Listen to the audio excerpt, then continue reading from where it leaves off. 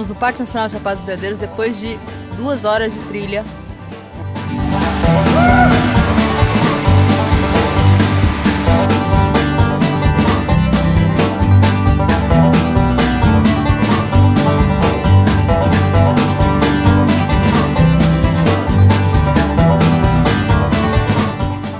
Essa é a trilha aqui do Parque Nacional da Chapada.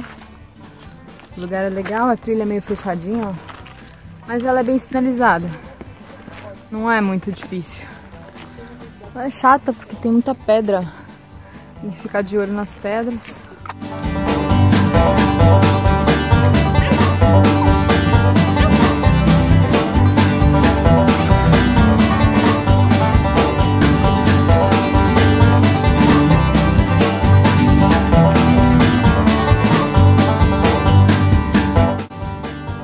Olha esse visual.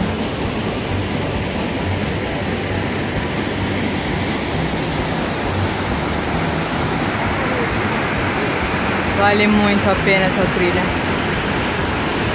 Show de bola! Este é o Brasil.